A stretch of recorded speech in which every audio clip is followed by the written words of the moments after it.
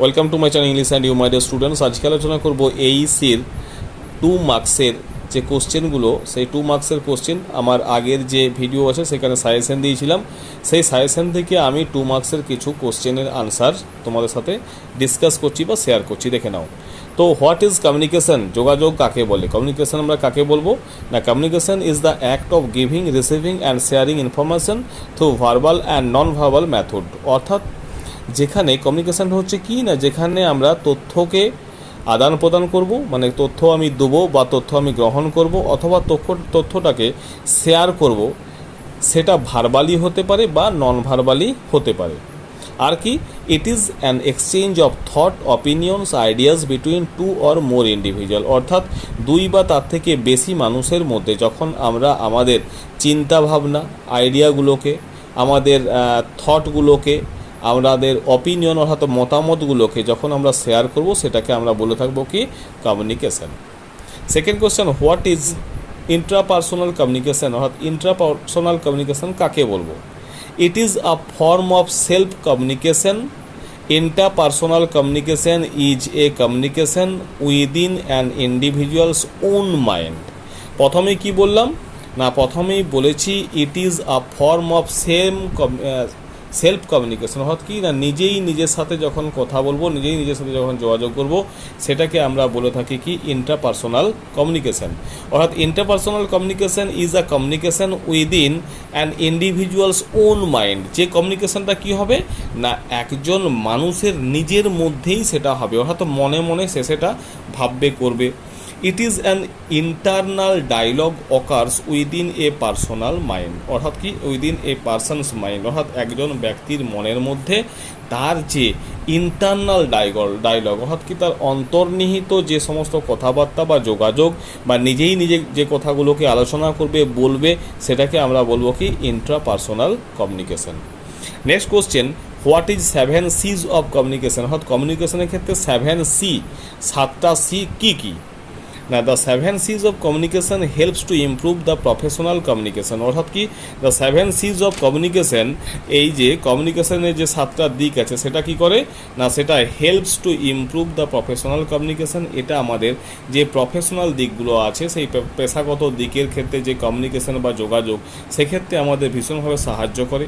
এই 7 C's of communication আর অর্থাৎ এই কমিউনিকেশনের ক্ষেত্রে যে 7টা সি, সেগুলো কি কি না, সেটা হচ্ছে ক্লিয়ার, কনসাইজ, কংক্রিট, তারপরে কারেক্ট, কোহেরেন্ট, কমপ্লিট, আর কি আছে কার্টিয়াস। অর্থাৎ এইগুলো হচ্ছে আমাদের 7 C। অর্থাৎ কমিউনিকেশনের ক্ষেত্রে 7 C হলো এইগুলো। এরপরে দেখো পরের যে কোশ্চেন সেটা কি বলেছি, হোয়াট ইজ কাইনেসিস? অর্থাৎ কাইনেসিস কি না, কাইনেসিসটা দেখে নাও। কাইনেসিস কি হলো?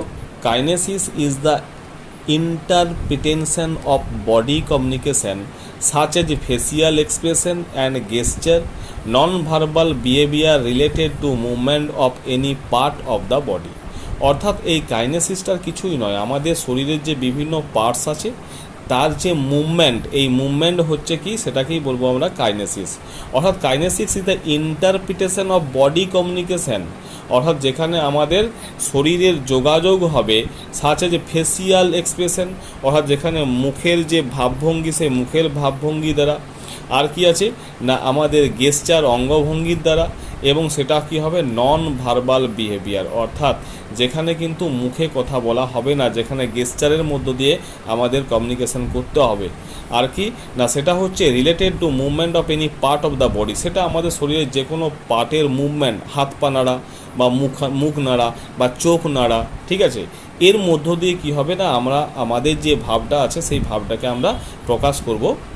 সাচ এজ ফেসিয়াল এক্সপ্রেশন, মৌখিক যে ভঙ্গি, তারপরে আই মুভমেন্ট অর্থাৎ চোখের যে ভঙ্গি, যেটা আমি বললাম, তারপর হচ্ছে গেস্টার, অঙ্গভঙ্গি করা, বিভিন্ন পশ্চার, অর্থাৎ কিনা বিভিন্ন রকমভাবে আমাদের যে দাঁড়িয়ে থাকার ভঙ্গি বা কথা বলার ভঙ্গি, এখানে তো কথা বলা হবে না, বিভিন্ন বডি পার্টসের যে অঙ্গাভঙ্গিগুলো হবে, সেটাকে মধ্য দিয়েই আমাদের প্রকাশ করা হয় যে কমিউনিকেশনটা, সেটাকে বলা হয় কি কাইনেসিক্স।